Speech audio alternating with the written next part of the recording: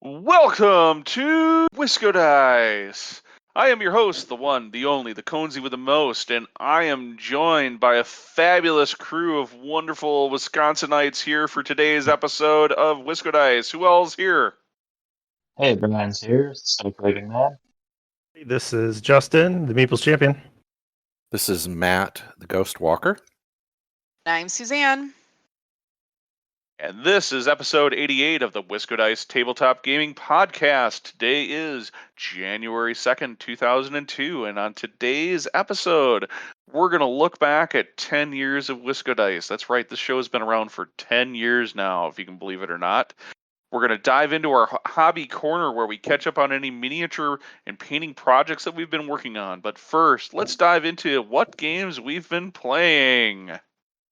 The first one I wanted to talk about, we played fairly recently at game night at Ben's, and that is New Frontiers, published by Rio Grande Games. New Frontiers is in the Race for the Galaxy family, but it is essentially the board game version of this series. Playtime is about 60 minutes. It goes for 2 to 5 players. Played this, Ben, Suzanne, myself, and Brian all played this the other night. In New Frontiers, just like Race for the Galaxy, you're building galactic empires by settling and conquering other planets, by exploring new worlds, developing new technology, producing goods, and ultimately producing enough victory points to win the game. So on your turn, you're going to select an action that everyone will do.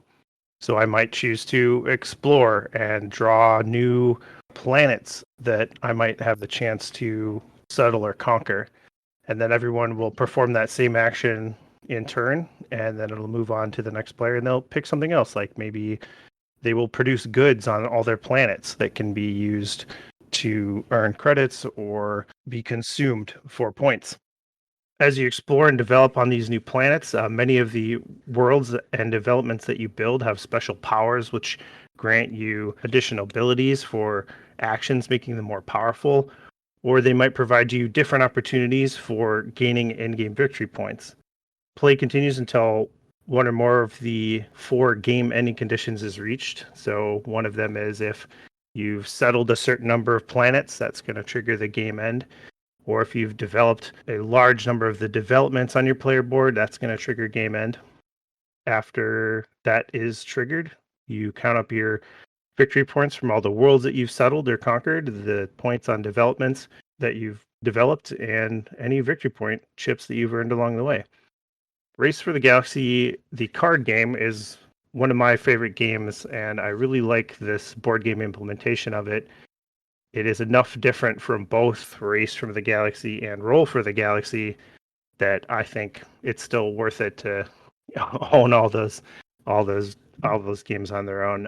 It's a little less random than either one of them, so it progresses in more of a Euro board game fashion where you can control a little bit how you expand your empire and gives you more chance to control how you're going to earn points at the end of the game by making the end game scoring developments, which cost a lot of credits, available right at the start of the game. So you can look at what's available and plan a strategy right at the start of the game, as compared to, say, Race for the Galaxy, where you kind of just have to wait until you get the opportunity to pull one of those cards in a draw.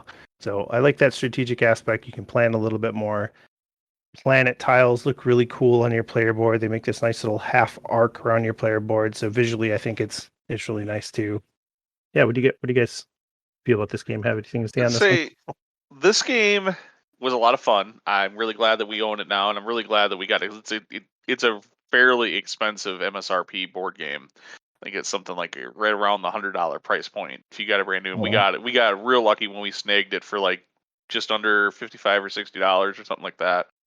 Like you, Justin, I like all of the other Race for the Galaxy games, all of those in that family. And so I wanted to give this a try. It was a really fun game, and really glad we own it. Now, the real question is, out of the Race for the Galaxy family, is Race for the Galaxy, Roll for the Galaxy, or New Frontiers your favorite of the bunch? That is a good question. I think roll might be my favorite because I kind of find it just to be the most fun. Just rolling the dice is maybe more fun. I think this might be the best board game of them in terms of how it plays. If you don't like the randomness of the rolling, I think this one is the one to go for. But personally, I kind of like rolling the dice more. So that one I think is still my favorite. Yeah, I agree. I think Roll for the Galaxy is my favorite of the three right now, but this is if you want a game that plays without a lot less of the randomness, then this is definitely the version of in the whole Race for the Galaxy family that you should look for. Let's dive into our next game. Well, speaking of rolling, we had recently played Tekhenu, Obelisk of the Sun, which is published by Board and Dice. Playtime's about 1 to 2 hours. It can seat 1 to 4 players, and most of us have played it. It's an interesting game. It has this wonderful board with an actual obelisk in the middle, and this mechanic with dice drafting. The obelisk rotates to represent where the shadow of the obelisk falls. So obviously the front is sunny, the sides are in the shade, and the back is considered in the darkness, so to speak. So the drafting mechanic basically affects whether dice are considered blessed. But basically, certain dice can be considered good, some are considered tainted, and others are considered forbidden. So this affects what dice you can draft at a given time, and dice recover over certain periods of time as well. And the whole game premise is really around the idea of building this temple. So you get the opportunity to make your people happy, or pull cards that will help you to develop technologies, build inside the temple, build obelisks or statues to the gods. And all of these things really play together into your overall scoring.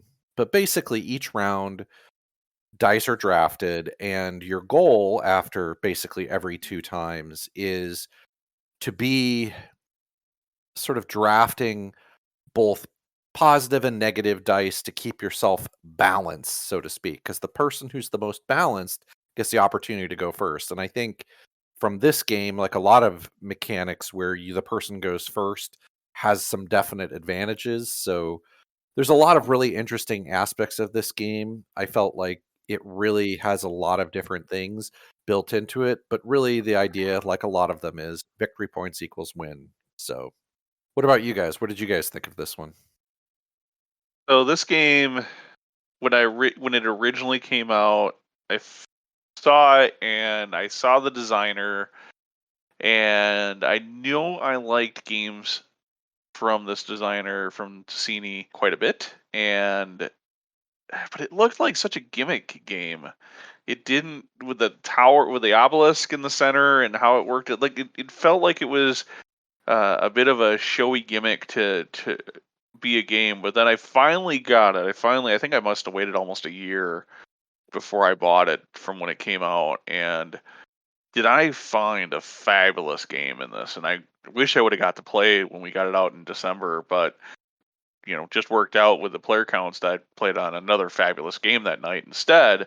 But this is a game that's fallen into my probably top 10 favorite board games, and really one that I wish I got to the table far more often than it actually gets. I know you have played the other. Have you played all the other games in the so-called T series by these designers? I've played everything but Trace Magistus, and which we almost played yesterday, except that I just couldn't mentally comprehend another complex rule set that day. And but we own it. And then the Tebanusi, I think, is the absolutely newest one in the series. That is only for pre-order still here in the States. It's not available yet to purchase. Okay, yeah. So I've played this in Teotihuacan. Well, hopefully I pronounced that correctly. And I like that game, but there's something special about this one. The dice drafting is handled really well. There are so many different kinds of actions you can take. I Really enjoy this game. One of my favorites from these designers, for sure. This ranks right there with Zolkin in my mind as far Oh, as yeah. the best of the series. Obviously, knocked it out of the park with Zolkin, which if you haven't had a chance to play that crazy gear game, God, it's a brilliant game, but that I still don't do particularly well at. Teotihuacan is a great game, but I feel like it suffers a little bit from runaway leader syndrome. There's very little end game scoring points that come up, so by the time you get into that second eclipse, it's a little obvious a lot of times when you're playing on who's going to win, and for me that takes away, makes some of my actions a little less meaningful than sometimes at the end of the game, because it's like, I'm just never going to catch them.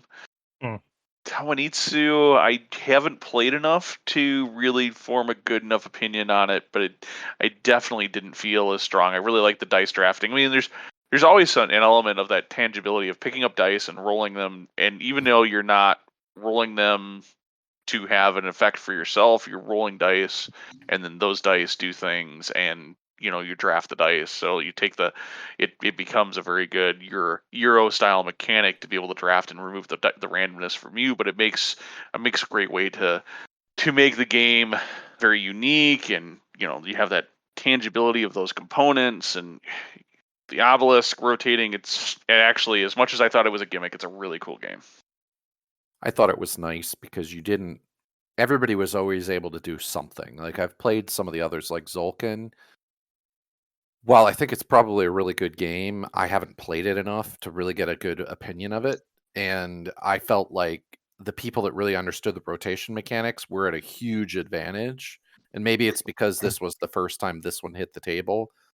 But even when I wasn't going first, which I felt like was a big advantage for the people that did, there was always something I could be doing. Because even if you could always be drafting dice to be doing something and prepping for something and building something, or advancing your people, because we found, if one person just focused in one area, that was great for a while, but what did you do the next round when those dice weren't available? So it was an interesting game.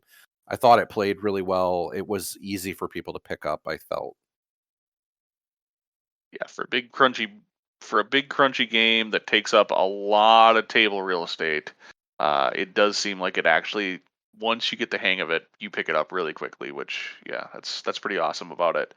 All right, so I think we had one other game here we were going to bring up real quick. Justin, you want to tell us about it? Yeah, I had one other small game that I just wanted to mention, and this is Macro Micro Crime City. It's published by Pegasus Spiel, and its playtime is 15 to 45 minutes per case for 1 to 4 players. So this is a casual, fast crime-solving game where the entire game is played with a humongous Where's Waldo map. So it's a black and white unfolding map that you lay out on the table, and it's probably 3 feet by 4 feet, and there are little black and white drawings of this entire city with little people going around doing all these things like you'd expect in kind of a Where's Waldo book. And each there's I think 20 cases, maybe 15 cases in the game where you are presented with some type of crime, a murder, a theft, and you have to find sort of where this happened on the map to kind of start the case, and then trace the activities that happen to solve the crime. And it is a really unique and fun game. It is a very casual, quick playing. If you have slightly older kids, I think this is an awesome thing to play with a little bit older kids, since there's themes of murder and adultery and things like that a little bit. Nothing is explicit, but it involves a little bit of those heavier themes. But it's all kind of in a cartoony style with these little animal people around this city, and you have to track down, like, all right, where did this criminal go after they stole the bike, and then you have to kind of trace their activity through the city, figure out like where did they go, and where did they hide the stuff they stole, and you have to kind of figure out based on like clues on the map and little hints that they drop. Okay, it looks like they went into this subway section, so which other subway can they connect to? A really unique and fun game that I would just recommend for anyone who's looking for like a quick, fun, casual kind of game. Pretty cool. Micro Crime City. Thanks, Justin. And you can check out wiscodice.com for links to all of the games we just discussed. But now let's dive into our hobby corner and talk about what miniature hobby projects that we've been working on. And I'll go ahead and get started. I've been really excited that I received from Night Models my first part, and actually by now I've actually gotten my second part, all of my Black Friday orders. And the Night Models, just a note here, and I'm not trying to dig on them or anything like that, but they've historically been notorious for not shipping Black Friday orders until sometime well into January. And sometimes February, and part of that's the way they do all of these. There's almost always like a special new model or a Black Friday release model only that they don't do production on. They actually don't do the production until they get all of the orders, and then they roll the production on it, and that's why there's these huge delays. So it's almost but they don't really say it's a pre-order. They say, hey, it's available for store shipping now, but it's actually a pre-order, and it's a little confusing, and I think that causes some confusion amongst people. Well, I'm very happy to say that this year I got all of my product, all the ridiculous amount of models, well before, right at Christmas or before. So that was exciting. In fact, I got the first shipment within days. I had 2 shipments of models, 2 orders, within days of actually submitting my Black Friday orders, which was really awesome. Like, it was the Monday or Tuesday after Thanksgiving, and I'd gotten a box from Night Models, which I had no idea was coming, which was awesome.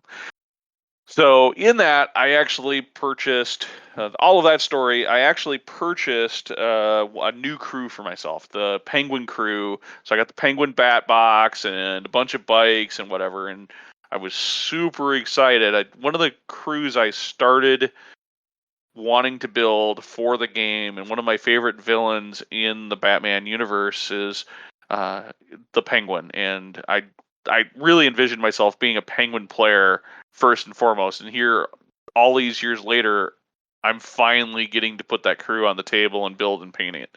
So I got enough built and painted so that Brian and I could play a game, which is awesome. And even though the game didn't go well for Brian, it was great to be able to get my new Penguin crew on the table and play a game with it. And that's really what my hobby project is. So I think it's the video game, like Arkham City, or I don't think it's Arkham City, one of the Arkham games, like that version of the Penguin, and then some thugs, and then I think that was pretty much. But anyways, there'll be pictures up on the website for all of these models. It's super exciting to get a new crew.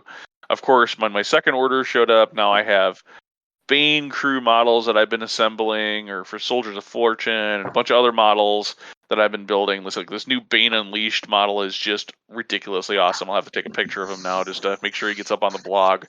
But yeah, it's awesome that I've had so many new miniatures show up recently. So I will say I'm probably single-handedly supporting Night Models at this point. I own 280 total figures. Suzanne, you're supposed to cover your ears for this. 244 of those are assembled, and 174 of those are painted. So the rest of you that play, what are you slacking about? You gotta hurry up, get some more models. Gotta get those numbers up, yeah. Yeah. This latest order did knock me under 90% assembled, so I'm at 87% assembled and just over 62% painted. So yeah, I gotta get that paintbrush going. I've got models on the table right now to get painted and get on the table, and more Penguin crew models, and then probably sometime in the next month or two I'll get some Soldiers of Fortune. Of course, all that said, I don't think Penguin's going with me to Adepticon, but we'll see. We'll see where things go. All right, and that's what I've been working on in the hobby. I guess I can talk next. It's kind of my ongoing projects that have been going on all year. Was my VC 21 project, which became Zombies 21. And I guess at this point, I'm pretty happy to say like it's mostly done as far as I'm concerned. The 25 model block of zombies, I finished painting all the models. I do have to actually put like the flock on their base and then actually paint some kind of icon or something on their banner. But I'm pretty happy with the progress on them, even though it took me like most of the year to get them done, along with other stuff. It's cool to have another unit done for Warhammer, and looking forward to getting on to the rest of that army. I've kind of set up like the skeletons and grave guards should be quite a bit quicker, I imagine, than the zombies were for me. And then recently, I painted up a bolt action vehicle. I think I mentioned it. I had it like primed up, and I was kind of doing little bits on it here and here. M3 half track for my US. There was some events I was looking at playing in where I was maybe going to use it, but I ended up not going to those. But it was still sitting on my table, and like if you prime the vehicles in the green, like they paint up so quick, like it was really easy to knock that out. So that's my first half track for the US. So that's added to the ranks. Then I was pretty happy to kind of set aside the zombies for a while. Like Batman's really the main game we've been playing. I've had the League done for a while, and I just haven't really added any models. In the last episode, I mentioned I put a lot of effort into getting some stuff based and primed and everything to have it to work on over winter. So I was pretty excited to start some of that. And at this point, I think I'm like probably 90% done with the Deadshot model.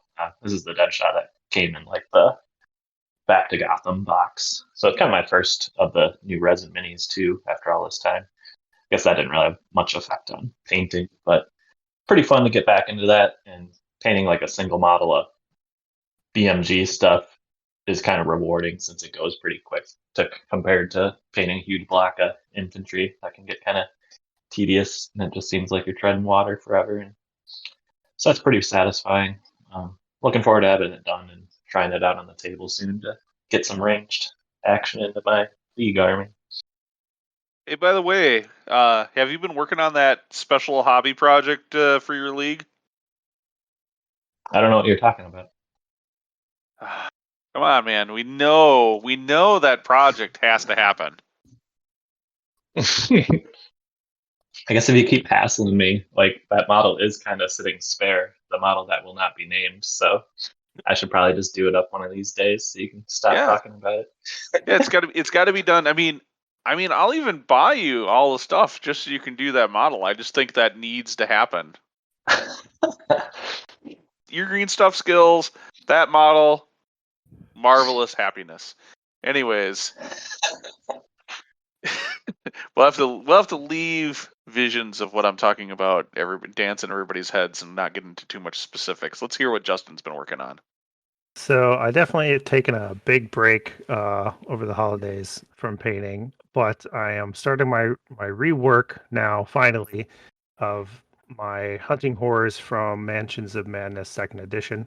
I got new motivation to start this back up because I got a cool Christmas gift of a wooden figure painting handle, which has basically 3 wooden magnetic bases so that you can sort of pop off a figure from the handle and swap in a new one. It's really nice. It's like a nice stained hardwood, and is a nice replacement for my current handle, which is a pill bottle that I slap some sticky stuff to the top of to hold my figures, and I have some like a rubber band wrapped around it so it has a nice grip to it. So it'll be a nice upgrade to work on some stuff for this next year. So, unlike the rest of you, we know I am not doing any painting with a paintbrush that has to have any detail to it. But several months ago, Ben purchased us a 3D printer that he has been using pretty much nonstop, which is great. He's made some cool things, but I really wanted to try and figure out how to use it myself. So I was looking through Thingiverse to see what projects seemed to be very beginner friendly. And I came across some alien bases for the Nemesis game, which I think most of us on here have played it. And so you've got these aliens, and as they take damage, you kind of are piling it on their tiny base or near them or trying to keep track of it somehow, which for me can get really frustrating and clutters up the board a lot. I like things very organized. So what I decided to print were these nice bases for the aliens to fit in and their cubes, and most of their cubes to be tracked in. So that is what I've been working on. I practiced leveling the bed, and we learned how to use a glass plate on there, which was, I think, a fun learning experience for both Ben and I a little bit, because before that we've been using a different plate. Right now, they're sitting in the garage a little tacky. It's not the optimal time to be using spray paint outside. I know that is my method of painting. So the next time we play Nemesis, we should have some cool little faces to track the aliens on. So that project is very Sounds like a exciting for reason to me. get the game out. Exactly. We'll have to get the game out, and it's a little bit longer game, so we'll have to plan accordingly. I mean, it's longer if you don't die in the second round, I guess. I was gonna say the way we play, you can play it at least twice in a night. That is true. The games I've played have taken a little bit longer, so I would say we should plan a longer night, but it would be a fun game to get out and play again. And I'm very energized now to look for more components for gaming that I can create on the 3D printer and paint with spray paint. So that is my goal, is that they're all going to be spray painted one color. I will make sure I post pictures of these great black bases on the blog. Put some Nemesis, some of the aliens in them just to help showcase what they're for. But yeah, that sounds great. And yeah, I have been a bit of a printer hog, almost to the point that you were suggesting that we buy another printer. Yep, pretty much. So yeah. Those of us in your D&D campaign do appreciate it, though, Ben. I'm just saying. Yeah. For I got sure. some more work to do. I don't have nearly enough tiles, but it's great. It's saved me a load if I was going to go buy Dwarven Forge instead. So I can't say how much money that thing has saved me already. All right.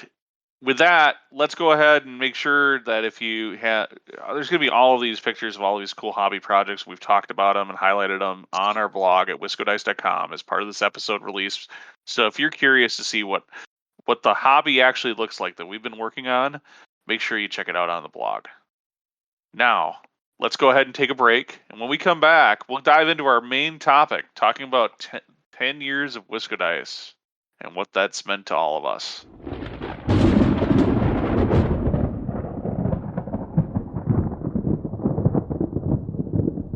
Hey folks, this is the Cones You the Most. I just wanted to take a moment to tell you about Misty Mountain Games here in Madison, Wisconsin, where you can find CCGs, RPGs, board games, minis, paint and hobby supplies for all of your tabletop gaming experience and needs. If you can't find it online, give them a phone call or swing on by their brick and mortar store here on the east side of Madison. Don't worry, that is MistyMountainGames.com. Check them out today.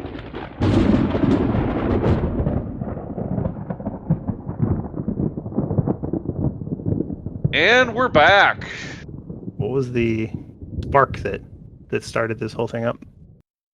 So, back in, I think it was October or November of 2011, Paul, who's no longer part of the show, and myself sat down and started seriously talking about wanting to start a Warhammer Fantasy podcast and what we should call it and what the format was going to be. And we really didn't have a lot of clue what we were doing at the time or a really good plan, but we started the show, and I think a big driver for that is at the time, Madison here in Wisconsin was, I wouldn't say the hub necessarily for Warhammer Fantasy Battles from Games Workshop, but it was definitely one of the key areas where the Wisconsin Warhammer Fantasy Battles League was really established. I was the organizer of that league at the time, and we were, we had our chapters in Milwaukee and Stevens Point and La Crosse, but really Madison was kind of that anchor at that point for the league and everything that was Warhammer and what was going on. And we didn't have, as things moved away from forum discussions and moved to podcasts, and it seemed like everybody else, all these other locations around the world, were getting a podcast. Well, darn it, Madison was going to have one too, and so I think that was the biggest driver behind why Paul and I started the show. And it wasn't long after we started started the show that I think it was episode 3 or something like that. Of course, some fan out there will probably correct me if I'm wrong, but that we had Brian actually join us as for the first time as a guest. And I'm sure, Brian, you have all sorts of scenes. I remember back that first year recording with Paul. I think my biggest memory of that early days was, I think we were doing the new dwarf rules for the Warhammer Fantasy Battles Army came out, and I've always been a big dwarf player. It was my first army. It's one of the two armies I still have that's sitting on the shelf, and I'm sitting there talking with Paul about this army book, and we're doing a review of it. And I don't remember what he said or what he did, but I remember doing the edit on the show, and I tossed the rule book, the army book, up in the air in the middle of the interview, frustrated all heck. We had very differing viewpoints. There's a reason why. There's creative issues and whatnot that happened behind the scenes that Paul ultimately left the show, and he's went on to greater things, and all the power. I wish nothing but the best for Paul. I think our passion, we were both very passionate. We described ourselves as passionate Warhammer players, but it was definitely not a match made in perfect heaven. And that was one of those memories from those early days that I remember. But ultimately, Paul left the show after the first year, and Brian took over. Really, at that point, you were making almost every episode. We were recording like twice a month. It was crazy. Yeah, I can't even remember doing that. Yeah. I mean, it's been forever, right? But yeah, I think it was the one year I went to like 17 events around the country for Warhammer Fantasy to try to, as part of supporting the podcast and people wanting, kind of wanting me to be at these events and whatnot. So it was crazy in those first few years while Warhammer Fantasy Battles was around, and it was a big part of what we were doing. Like it was pretty awesome, and talking about Warhammer and being very focused on that was a big thing. But I've never just been a Warhammer gamer, and we started to look at other opportunities for wargaming. I think I was kind of the catalyst for a lot of that, wasn't I, Brian? Yeah, for sure. Like, I know the early beginnings of Wisco Dice. Like, if you've listened to any of our shows up until now, you probably know that I'm like probably very nostalgic for the heyday of like Warhammer around here, and I feel like Wisco Dice kind of like branched out as part of that for me for sure, and just kind of highlighted all those good memories and times I had, and many of them were of like the really good times were like part of Wisco Dice, and kind of chronicled there. I guess some of like my bigger memories that I wanted to mention, just like Warhammer specifically. Like I know some of like the first shows like I recall doing where he has some of those reviews. I think it was my very first show maybe where it was where I was learning to paint basically. So it was really like a big catalyst for me actually painting figures after playing Warhammer for so many years. So that was a highlight. And I remember multiple terrain days that we covered and kind of ran as Wisco Dice events to get some terrain built for Merry Mayhem back in the day. By the way, the legends lives on. Yeah, so by the way, do you ever finish that Dark Elf Tower? It still exists. You have transferred ownership from your house to my house. Someday I hope we'll have some kind of catalyst to finish that, or we're playing some Warhammer here and there. Maybe I'll have to surprise you one day and have it finished up. I'll have to add like 50 more things to it, of course, but But that's one of the legends of the old show, is the Wisco dice, or the Dark Elf Tower. You know, Ben's gonna have like 3D printed one and painted it before then, right? I don't know. That's a lot. That thing is huge. Like, holy cow! That would be like, I don't even want to know how many print jobs to make something equivalent to what Brian was doing. Like I don't know who or where. Some European company had this. Like, there was the old Warhammer MMO game that came out and had like these really cool towers for all of the factions that were in the game, and it was, you would defend these towers and whatever. And this company had came out and made like resin versions basically of what the built towers were, and particularly the Dark Elf towers. And they wanted some ridiculous arms and legs for this thing that stood like, I don't know, a mile tall on the table compared to your miniatures and whatnot. And I was just like, man, this thing is so cool. I want to pull the trigger and buy it. And then Brian kind of took that and turned it into a hobby project. He was like, I'm going to build that for this Dark Elf table he had. And just never seemed to ever get finished. It was just year after year after year, and kind of turned into this running joke. Okay, it's our annual Merry Mayhem terrain episode. And Brian, how's that Dark Elf Tower coming? Yeah, no, I just kept making it. Like, I didn't really have a set. I had some idea when I started it, but just as like I keep adding stuff to it. Like, it just kept getting like snowballing. I think that was the most reason for never finishing it. But yeah, the next terrain day, maybe it'll happen.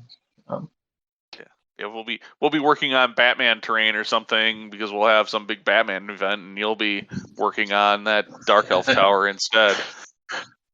I can see it now. All right, so yeah, those early days were really good, but then Warhammer transitioned into the end times. And basically the end of Warhammer Fantasy. Yeah, it was sad. The end of Warhammer Fantasy came, and we had a campaign and kind of that matched the end times. We did actually finish it. And for whatever reason, I don't think I could make the big mega battle that we had at the end of that. But then Age of Sigmar came along, and I think, Brian, both of us really dove into Age of Sigmar, and I think we saw this podcast going to transition to an Age of Sigmar podcast at the time.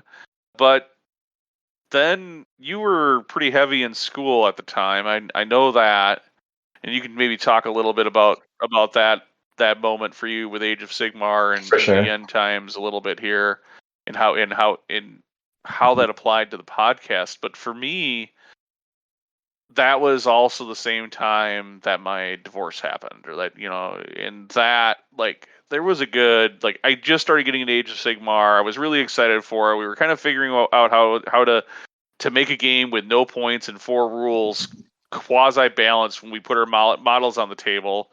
And it was, boom, it was just this thing of, I stopped gaming, and I had said to the people we were playing at Pegasus at the time, we were playing at Pegasus Games here in Madison, I said, like, I think this Warhammer group, if I go away, just dies. And so, like, I went away because this big life thing happened, right? I'm in the middle of a divorce, and I didn't game for almost 6 months. Like, I didn't game at all. No board games, no miniature games. I couldn't paint. I just couldn't get my head. Like, it was, I kind of blamed it for my divorce. When you travel to 17 events, like, I think the year before this happened, like, I'm like, for me, I think I blamed a lot of Warhammer and gaming in general for that part of my life. And I just could not get inspiration to do the podcast or do miniatures. And so, like, I think a lot of the Warhammer podcast at the time, I think people probably thought, and they asked, hey, are you guys going to keep doing Wisco Dice? And I was like, I think the show is going to continue. I don't think we're done. And we never came out and announced ourselves as done around that time, like so many Warhammer Fantasy shows did. but at the same time, we weren't producing content. And to be honest, I wasn't gaming. And when I finally got to a point where I was like, okay, I'll come back to the game store and let's play some Age of Sigmar, nobody was at the store anymore. The whole scene had eroded and went away. Now, since then, it's come back, and way I understand it, there are a ton of Age of Sigmar players, and I think the Mortal Realms podcast is doing very well from a podcast perspective, and those guys are having a ton of fun with Age of Sigmar. But I discovered that the game just wasn't for me. The price point for models and whatever, and so we've moved on and continued down those times. So Brian, when we hit that point, the end times, what was that like for you? And I mean, what were you thinking about with the podcast and what we were going to do with it?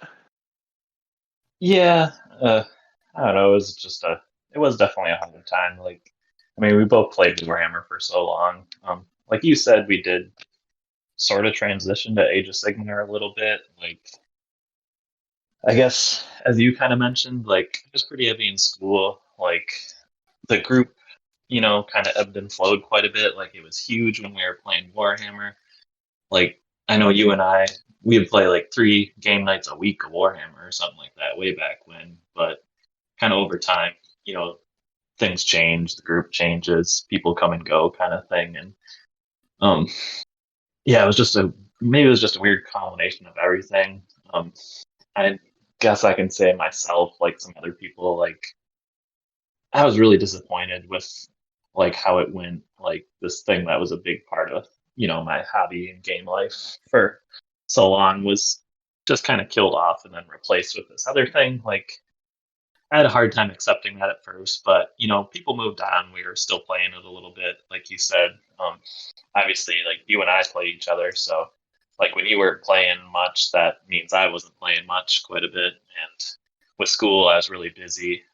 There wasn't much going on with the group there for a little bit. We had a little Age of Sigmar group going, and I was into it at first, but in school, like I would play so rarely.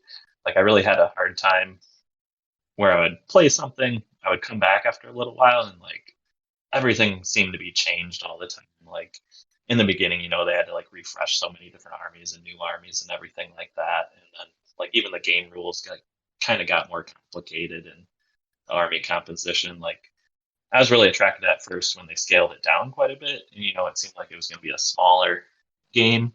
But then I don't know, short time longer, like Kenny's Fire Slayers or whatever. I don't know if there's like 200 models in that freaking thing or whatever. Like I don't know, the game was just weird. I felt like it didn't play very well that scale, and like part of the appeal was a smaller scale to me. And then when that didn't happen, and like while you could still use your older models and stuff like that from Warhammer, like they were really kind of fizzling out.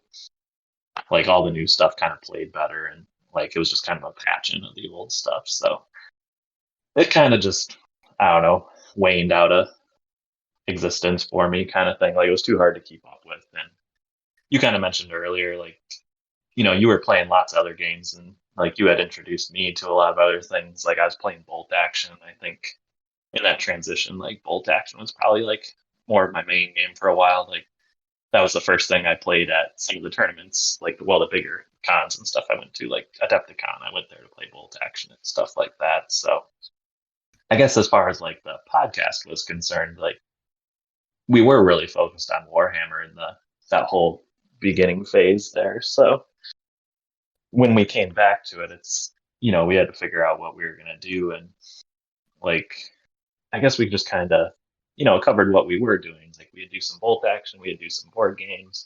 You had a few other like miniature games. Like you got me into BMG, but I know you were playing like Dreadball for a little bit or whatever it's called. I don't remember if that's the right word. But then there was like Drop Commander and stuff like that.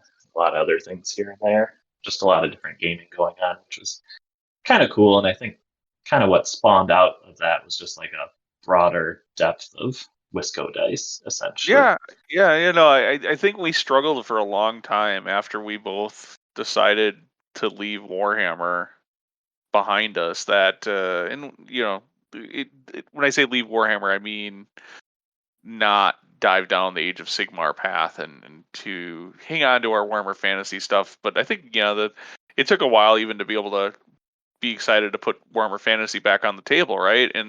And so we were looking for, well, what is that next game? We were still in this mindset of Wisco Dice is going to be centered around a miniature game, and that's going to be our primary focus, and we're going to just do that deep dive. And we went back and forth, and then in pandemic happens, the new age of Wisco Dice and the rebrand happens. We go from being a miniatures podcast that's very focused and trying to be focused around one game. And I know you and I had some emails back and forth, and this is where Suzanne and I had a lot of conversations back and forth, because we were sitting here and it's pandemic and we can't hang out with our friends and we're not gaming and we're getting a little bored. And well, if I'm bored and I got this podcast, we need to decide what to do with this podcast. And so I think it started with this version of what we're doing for Wisco Dice started with, let's get content up on the blog. Let's make some blog articles. I've got time to write blog articles, and I wrote a lot of blog articles. I didn't have a good feel of SEO or marketing of content or good writing techniques or anything like that. Just and I think I was putting out an article or something every week, sometimes 2 a week. And we had emails back and forth about what we're going to do. And I think we'll do a Batman Miniatures podcast. We're both really into that. But then I was like, well, what happens when that changes? What happens when we decide to do the next miniature game? Maybe Night Models goes belly up. What happens then? What happens to Wisco Dice? Do we have to go through this whole process again? Let's do tabletop gaming. Let's bring more of a heavy focus on board games. Let's talk about we can talk about the various miniatures games that we play. We don't have to be so centralized on one given topic, and we can bring in some more of our friends to be part of the show, which is where Justin starts to come into the picture, because, well, I knew Justin was a great graphics artist, and we needed a new logo. we needed something to represent and really flash for us what Wisco Dice was about. And boy, I think that effort, we didn't tell Justin at the time. We had talked about this. You, Brian, you and Suzanne and I had talked about this when we gave Justin this project about, let's see how we work together with Justin. Let's see how this collaborative process goes. And if it works out, we'll offer him a job on the show. And he didn't know this whole time he's going through this basically job interview process to do this logo, which maybe was a little underhanded of us. I don't know, but I think it's worked out really well. I don't know if this is kind of where I go, okay, what do you think about that whole thing, Justin? How do you feel that went down? No, yeah. I don't think it was. I don't think it was underhanded. That's way too harsh. I mean, I think what I remember is you were like, hey, let's just get together and play some games online. Let me talk to you about this logo thing. And so there's just a couple times where me, you, Brian, maybe Suzanne too, will just we played something on Board Game Arena, because it was the pandemic, and just let's play some games and hang out and get and stuff. And my understanding is you're just sort of looking for, hey, how do our personalities kind of jive, and are we gonna be able to work together a little bit, and like honestly, playing a game together isn't a bad way to test that out. So I wouldn't say underhanded. I think you, Ben, and I had been playing games together for quite a while prior to this. We had met through a mutual friend and played all kinds of board games together. So we know that we kind of, our personalities more or less we got along with each other. And I had played a little bit with Brian, not a ton, but some, and just to make sure that at least we weren't gonna like clash all the time, and it was a good way to go about things. I really did enjoy collaborating on the logo design.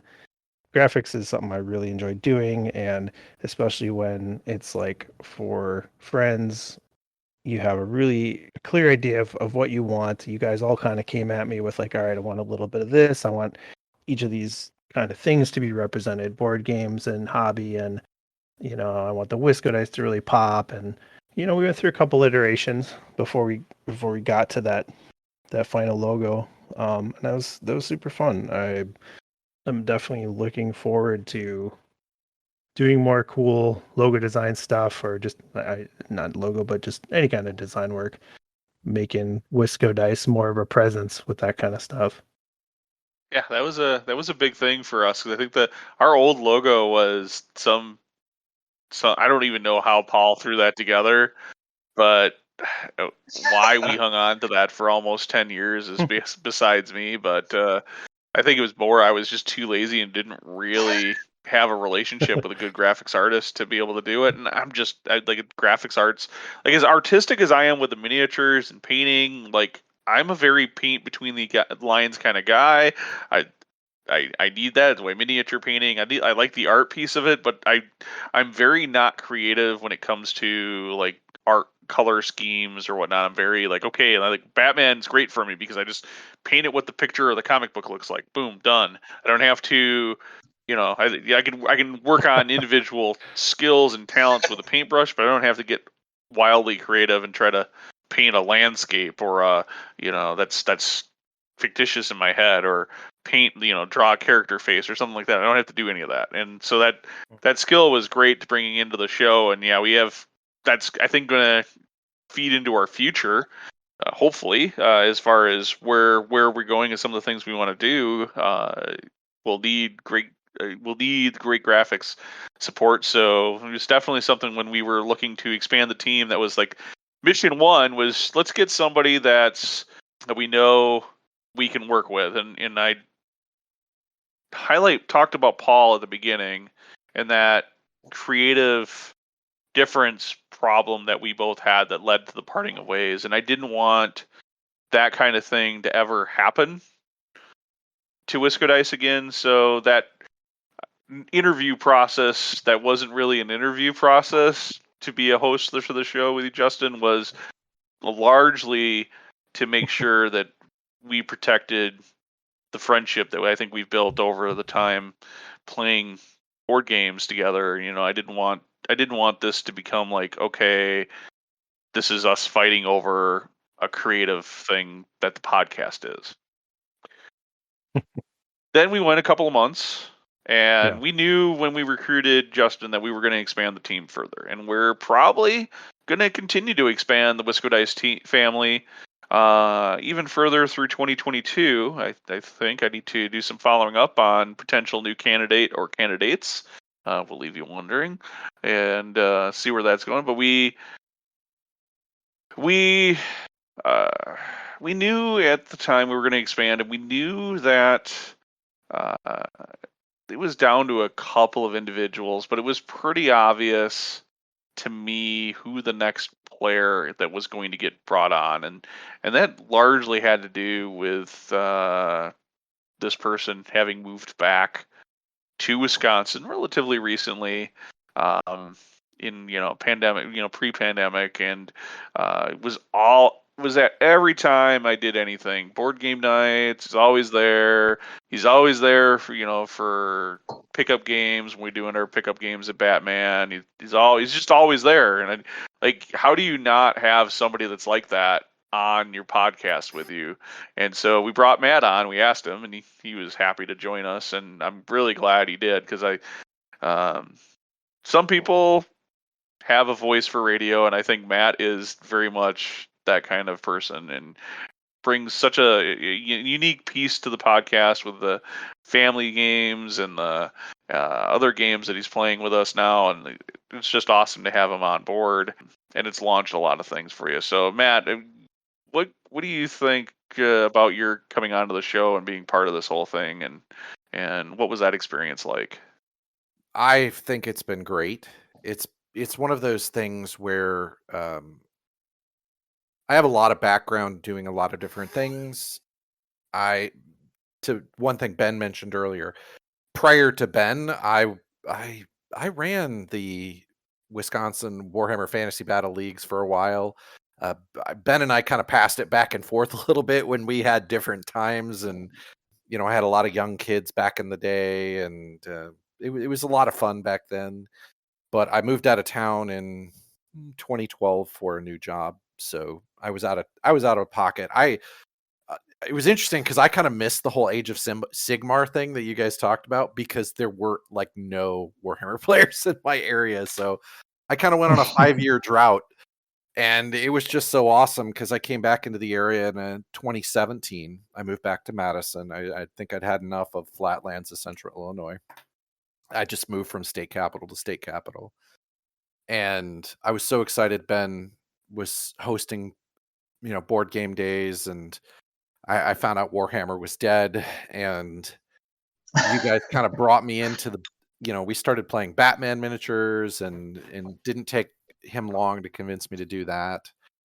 And I think from my perspective, I've always been I have so many different interests. I have so many fun things I like to do. This is just a great way for me to kind of live all of them, because I like to play board games. I like to do miniatures games. I like to be creative in other ways.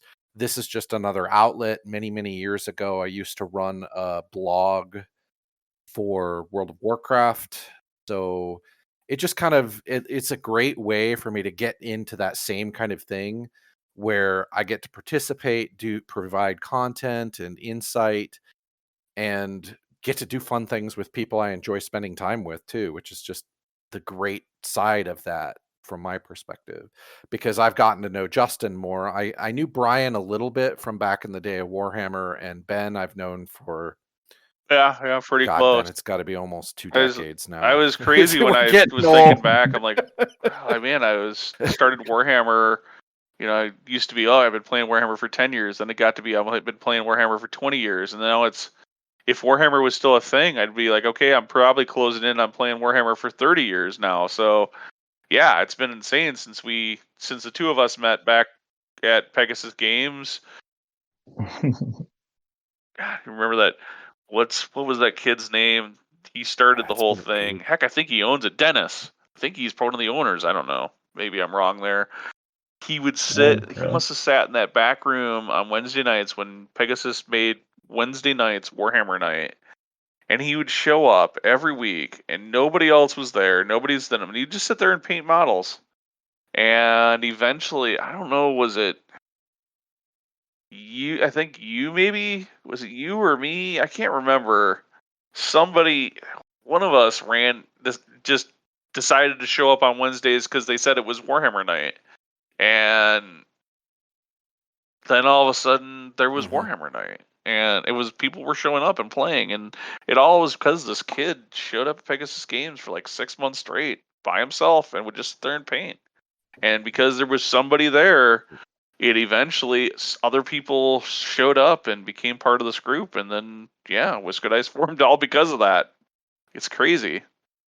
Yeah, it's kind of crazy to think back, but yeah, I mean, it's a great opportunity for me, and I love sharing kind of a different perspective because I have 3 kids, and my kids are getting older. They're actually in their college days. I have 2 in college and 1 in high school, and they all like different aspects of gaming. My son prefers way crunchier games. My other daughter prefers, I'd say, lighter, fun games that are just, things that you can play with your friends and have a good time. And my youngest just loves to beat the tar out of you if she can. She just wants to win at all costs. So it's just kind of fun to be able to bring that on top of my hobby aspects to this team, and kind of try to expand. Yeah, I and mean, see it's what we can expanded. do. Like, we didn't have any regular content pretty much just over a year ago. We didn't have regular episodes, and now everything's come back. We've got Kickstart Monday, we've got Board Game Brunch, we've got Tales of the Cold North, our secondary podcast that we've now launched. We've had interviews with board game developers, which when we started, Brian, I mean, when we were talking in 2020, November, December, I mean, did you think we would be interviewing board game developers? I mean, I didn't think that was something that would happen that quickly. We never did an interview barely at all. I think the you have to go back to like maybe when we interviewed Terrain Wench. I think that might have been or the Wives Cast back then. I think those were the only times we had any actual interviews. We never did these kind of things. So it was cool, like creatively to do these and to go down these paths of changes and all these things that have happened because you guys are all part of the show now. We've had us giant creative bubble going around. What can we do? What's next? And some of it's like work. Doing blog articles. I don't know about the rest of you guys, but writing blog articles is like work sometimes. It's hard. It's the thing I always tell people is it's harder just to get out of your own way and just put something on paper. You have a lot of great ideas, but sometimes you just have to get out of your own way, sit down, force yourself to just write. Don't care what comes on the page, but you just kind of have to start sometimes. And I spent a good bit, I'd say, in the first part of the year figuring out what I wanted to do. But we're going to see some of that new come to fruition starting in the new year. So, you might see the first bit by the time we release this podcast, but you're going to see some new content coming out of us in the very near future too. Yep, and we're going to see new content. We're going to see hopefully a growth and more participation on the blog, and we're going to see, I think, in 22, we're going to see some new changes. I think there'll be some new faces maybe added to the team. We're going to keep releasing this podcast on a monthly basis. That's not going to change. Tales of the Cold North is going to continue. That's not going to change. But we're always looking at, and one of the things that always comes up, and it always comes up, whenever I'm talking to anybody or I'm introducing myself at any of these trade shows or conventions that we go to, and I'm introducing myself and introducing the podcast to new people, like, well, do you guys have a YouTube channel, or do you guys do video, or do you guys do this, or do you guys do that?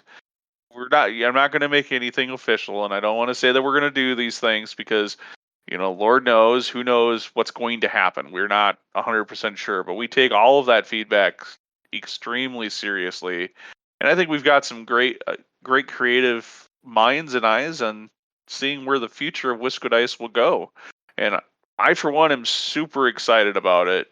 And I think the rest of us are too. And it's just got so many possibilities that it's going to be a great 22 and even beyond then. Yeah, definitely some stuff to look forward to. And, we do it for you guys. So always send us your feedback, give us ideas. We obviously can't do everything, but, the more ideas we have, the more things, we're going to find out that people want, the types of contents, the things that are going to add value to your gaming table so that we can keep adding value to you. And for all of our contact information, you can find it at wiscodice.com. That's right, it's just wiscodice.com. And with that, we've talked a lot about the history of Wisco Dice. I'm kind of teary-eyed this whole time we're talking about this show this long, and how long we've been doing it. Like some of the things we did, I got all soppy-eyed a little bit. It's kind of crazy. But we talked about our hobby and our hobby projects, and we've talked about the games we've been playing. It's been some just great board games we've been playing lately, and I'm looking forward. I'm really excited to be able to play some even more amazing board games coming here in 22. And of course, I'm starting the board game Purge, but we'll talk about that, I'm sure, in a future episode. And all of these things we've been doing, it's just awesome. So I for one, am so thankful and so great that we've had this team and we got this team together. And for you, the listeners, until next time, thank you so much for listening.